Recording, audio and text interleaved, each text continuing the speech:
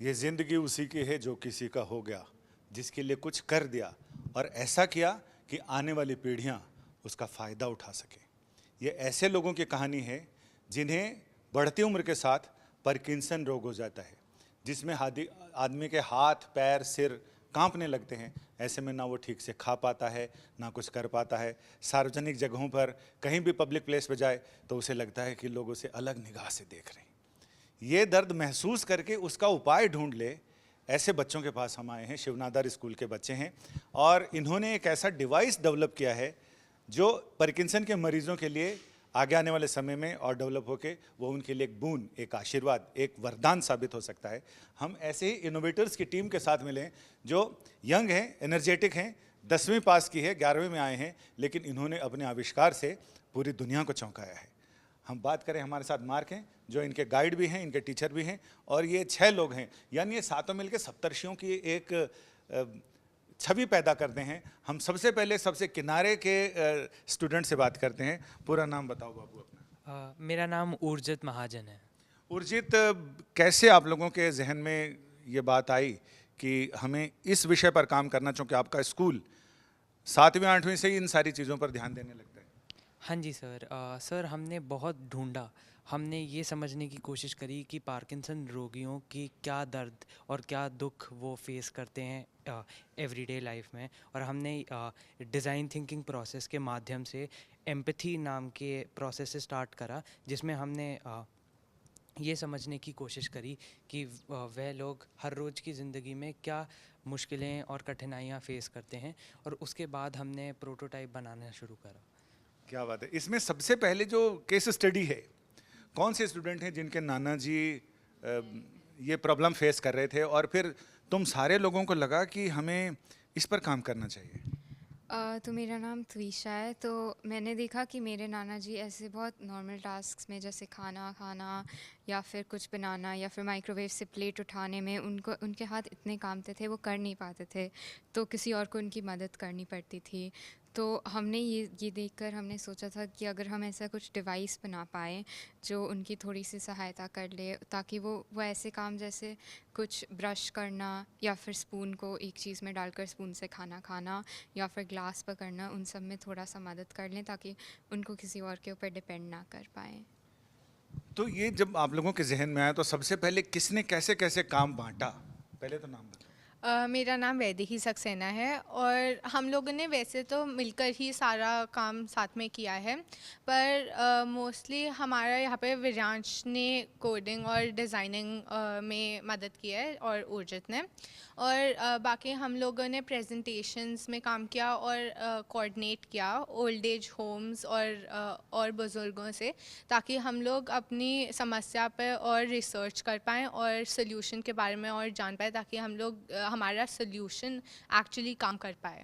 यानी आप लोग पार्किंसन के डिफरेंट बहुत सारे मरीजों से मिले ताकि उनकी अलग अलग परेशानियों को जान सकें। जी हाँ, और पार्किंसंस ही नहीं, हमारे डिवाइस एक बीमारी है जैसे एसेंशियल ट्रेमर्स, उन बीमारियों के लिए भी काम करता है। आपने सारे कोड डिकोड किए? जी हाँ, मैंने वही किया। इसका प्रोग्रामिंग पूरा और नाम आपका वीर्यांश है? विवियांश रस्तोगी। सो इसको बनाना, इसका मॉडल बनाना एंड इसको हार्डवेयर और कोडिंग का काम मेरा ही था। तो इसमें हम आर्डुइनो करके एक सॉफ्टवेयर है एंड एक कंपनी है जो रोबोटिक्स के पार्ट्स बनाती हैं, हमने उसके पार्ट्स यूज़ किए एंड उसी के सॉफ्टवेयर से कोडिंग की है।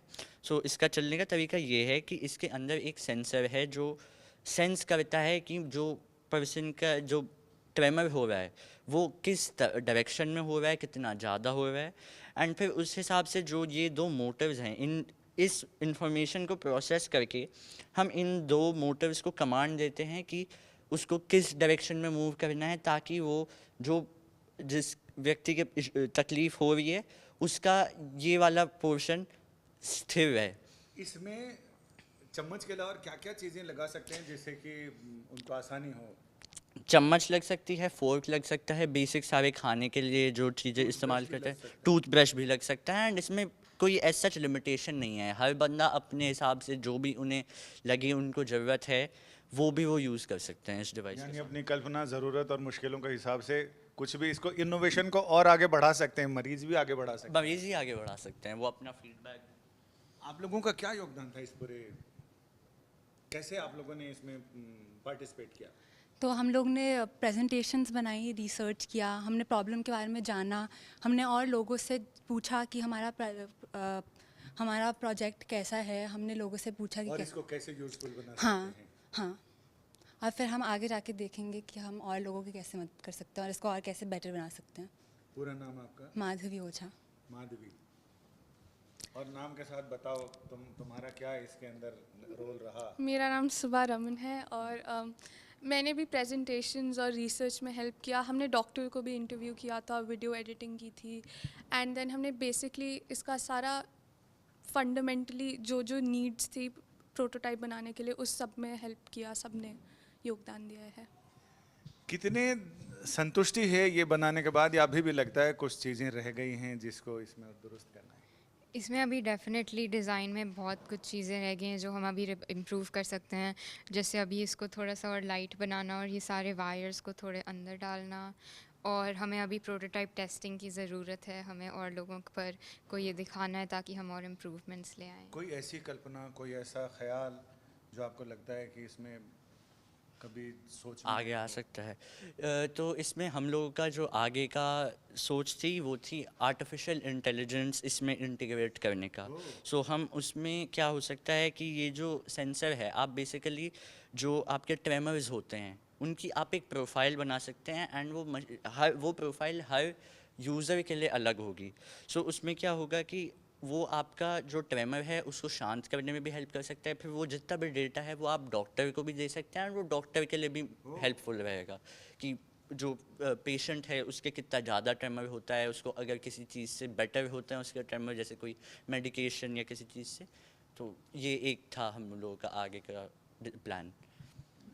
इनकी कल्पना के बारे में तो यही कहा जा सकता है कि है जुस्तजू की खूब से है खूब तर कहाँ, अब ठहरती है देखिए जाकर नज़र कहाँ। अब इनकी नज़र कहाँ तक जाकर पहुँचती है। अब इसमें आर्टिफिशियल इंटेलिजेंस की भी एंट्री होगी, इसके बाद और क्या क्या चीज़ें इसमें जुड़ेंगी और ये कितना कमाल का बन पाएगा। हम इनके मेंटर हैं, इनसे हम बात करते हैं। मार्क साहब, ये बताएं कि बच्चों के काम से कितने संतुष्ट हैं और आपको लगता है कि इसमें और क्या कर सकते हैं? पहले तो मैं धन्यवाद देना चाहूँगा इस अपॉर्चुनिटी के लिए कि आप हमारे स्कूल में आए और आपने आज बच्चों से बात की। हमें काफ़ी अच्छा लगा कि आप यहाँ पे आ जाए हैं।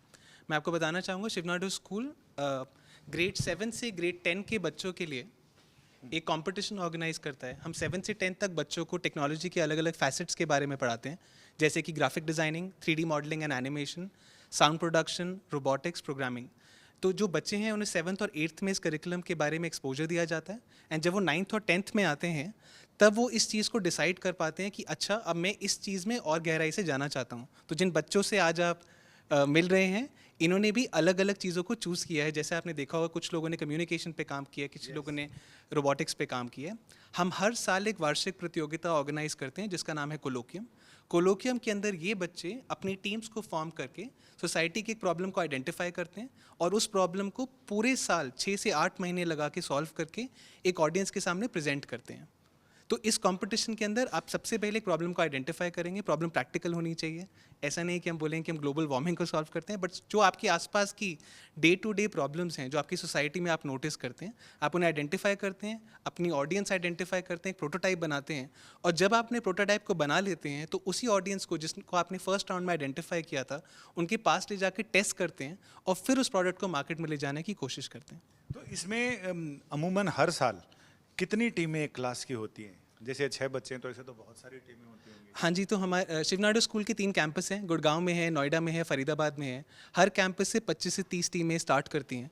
तो ओवरऑल अगर आप देखेंगे तो कुछ 90 टीम्स एक साथ शुरू होती हैं, जो इवेंचुअली टॉप 7 टीम्स में कन्वर्ट होती हैं, जो फाइनल अपना प्रोटोटाइप एक एक्सटर्नल जूरी के सामने प्रेजेंट करते हैं। अभी तक ये सब हो चुका है?